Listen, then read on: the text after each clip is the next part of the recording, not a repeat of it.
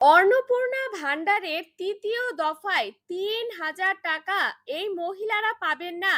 এইমাত্র তিনটি নতুন শর্ত ঘোষণা করলেন মাননীয় মুখ্যমন্ত্রী শুভেন্দু অধিকারী।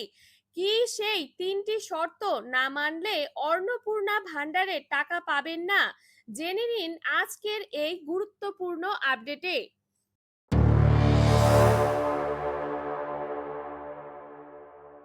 প্রথমত রয়েছে সন্তানদের সরকারি স্কুলে পড়াশোনা করানোর বক্তব্য। মুখ্যমন্ত্রী স্পষ্ট ইঙ্গিত দিয়েছেন যে সন্তানদের অবশ্যই সরকারি স্কুলে পড়াশোনা করাতে হবে। যেসব পরিবার তাদের সন্তানদের পুরোপুরি বেসরকারি নামী স্কুলে সন্তানদের পড়ান, তারা কেন এই সামাজিক অনুদান পাবে তা নিয়ে প্রশ্ন তোলা হয়েছে। সরকারি প্রকল্প থেকে তাদের বাতিল করা হবে। দ্বিতীয়ত রয়েছে সরকারি স্বাস্থ্য কর্মসূচির অধীনে শিশুদের টিকাকরণ।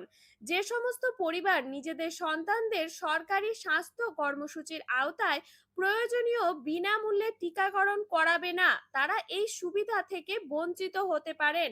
শিশুদের স্বাস্থ্য ও সুরক্ষার কথা মাথায় রেখে সরকারি টিকাকরণকে উৎসাহিত করতেই এই কড়া অবস্থানের কথা বলা হয়েছে। তৃতীয়ত রয়েছে ভারতীয় নাগরিক এবং পশ্চিমবঙ্গের স্থায়ী বাসিন্দা হওয়া প্রকৃত নিয়ম। এটি কোনো নতুন শর্ত নয়, এটি এই প্রকল্পের মূল আইনি ভিত্তি। অন্নপূর্ণা ভান্ডারের সুবিধা পেতে আবেদনকারীকে অবশ্যই ভারতীয় নাগরিক এবং পশ্চিমবঙ্গের স্থায়ী বাসিন্দা হতে হবে। কোন ধরনের মহিলারা এই ৩,০০০ টাকা পাবেন না?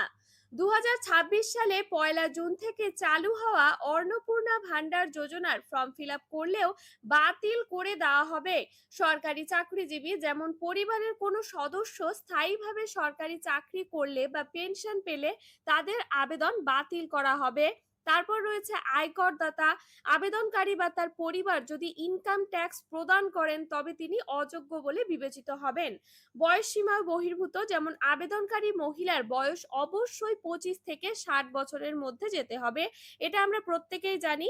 তো সরকারি প্রকল্প নিয়ে এমনই গুরুত্বপূর্ণ আপডেট পেতে চ্যানেলটিকে সাবস্ক্রাইব করে রাখুন। ধন্যবাদ।